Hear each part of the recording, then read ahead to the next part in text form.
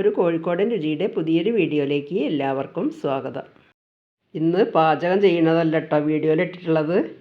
നാച്ചുറലായിട്ട് എങ്ങനെയാണ് rose water ഉണ്ടാക്കുന്നത് അതാണ് ഇന്ന് വീഡിയോയിൽ ഇട്ടിട്ടുള്ളത്. അപ്പോൾ ഈ റോസ് വാട്ടർ ഉണ്ടാക്കാൻ വേണ്ടിയിട്ട് ആദ്യം തന്നെ റോസ് പൂവ് പറിച്ചെടുക്കുകയാണ് വേണ്ടത്. ഇപ്പോൾ ഈ മഴയൊക്കെ പെയ്തതായപ്പോൾ 2-3 ചെടികളിൽ കുറേ റോസ് പൂവ് ഉണ്ടായിട്ടുണ്ട് കേട്ടോ. അപ്പം ഞാൻ വിചാരിച്ചു ഇതൊക്കെ ഓരോ ദിവസം കളക്ട് ചെയ്തിട്ട് നല്ല മായൊന്നും കലരാത്ത ഒറിജിനലായിട്ടുള്ള പനിനീര് ഉണ്ടാക്കാമെന്ന്. മുമ്പ് വലിയ ഇതളുള്ള ഉണ്ട റോസ് ഉണ്ടല്ലോ, അതുകൊണ്ടൊക്കെ ഞാൻ ഉണ്ടാക്കിയിട്ടുണ്ട്. 4-5 പൂവ് ഒപ്പം കിട്ടുമ്പോൾ എനിക്ക് തോന്നുന്നു അങ്ങനെ ഉണ്ടാക്കണമെന്ന്. അപ്പോൾ ഞാൻ ചാനലും തുടങ്ങിയില്ല, അതുകൊണ്ട് അതിലിടാനും കഴിഞ്ഞില്ല. ഇപ്പോൾ ഇതുപോലത്തെ റോസാണ് ഉള്ളത്. ആ റോസ് നശിച്ചു പോയിട്ടോ. അപ്പോൾ ഇങ്ങനെ 2-3 ചെടിയിൽ ഇഷ്ടംപോലെ പൂവുണ്ടായപ്പോൾ 3 ദിവസമായിട്ട് ശേഖരിച്ചിട്ടാണ് കേട്ടോ ഞാനിപ്പോൾ ഈ റോസ് വാട്ടർ ഉണ്ടാക്കുന്നത്. ഇപ്പോൾ ഒരു 20ഓളം പൂക്കൾ പറിച്ചെടുത്തിട്ടുണ്ട്. ഇതിൽ ഇതള് കുറവായതിനെ കൊണ്ട് ഇതളുകൾ കുറച്ചല്ലോ കേട്ടോ. എന്നാലും ഞാൻ എങ്ങനെയാണ് ഉണ്ടാക്കണമെന്നുള്ളൊരു രീതി കാണിക്കാൻ വേണ്ടിയിട്ടാണ് ഞാനിത് വീഡിയോയിലിട്ടുന്നത്. ഇതിപ്പോൾ ഒക്കെ ഇതളെടുത്തപ്പോൾ ഇത്രയും ഇതളുകളാണ് കേട്ടോ കിട്ടിയത്. ഈ ഇതളുകൾ കുറച്ച് വെള്ളം ഒഴിച്ചിട്ട് ഒന്ന് കഴുകിയിട്ട് ഒരു അരിപ്പയിലേക്ക് അരിച്ചിട്ട് ആ വെള്ളമൊക്കെ പോക്കിയെടുക്കുക. ഇനി പനിനീരുണ്ടാക്കാൻ തുടങ്ങുക. ഒരു ഡവറയിൽ ഒരു 1.5 ഗ്ലാസ് വെള്ളമാണ് കേട്ടോ. കാണില്ലേ, ഞാനതങ്ങനെ ശരിക്കും കാണിക്കാൻ വിട്ടുപോയതാണേ.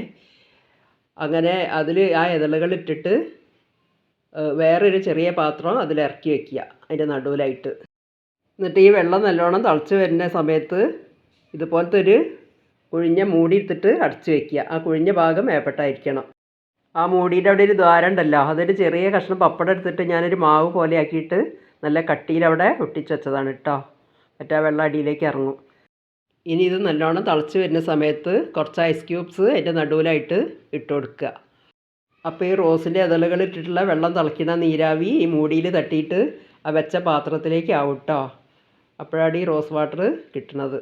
ഇപ്പോൾ ഈ മൂടിയിലിട്ട ഐസ് ക്യൂബ്സൊക്കെ വെള്ളമായിട്ടുണ്ട്. ഇനി അതിലേക്ക് ആവാതെ മെല്ലെ അങ്ങോട്ട് എടുത്തിട്ട് ഒരു പാത്രത്തിലേക്ക് ഒഴിക്കുക.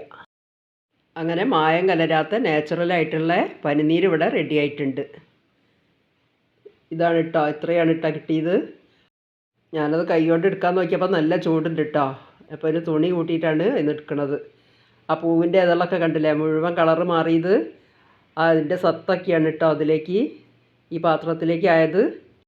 ഈ റോസ് വാട്ടർ ഉണ്ടാക്കണം തോന്നുകയാണെങ്കിൽ കുറച്ച് മുന്നേ ആയിട്ട് വെള്ളം വെക്കണം കേട്ടോ, ഐസ് ക്യൂബ്സ് ആവാൻ വേണ്ടിയിട്ട്.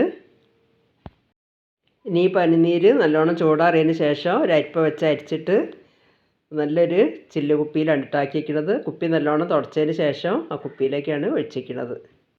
കടയിൽ നിന്ന് വാങ്ങണ പനിനീരിന് നല്ലൊരു സ്മെല്ലുണ്ടാവും. ഇതിനതൊന്നുമില്ല. വേണമെങ്കിൽ എന്തെങ്കിലും ചേർത്തട്ടോ മണത്തിന് വേണ്ടിയിട്ട്.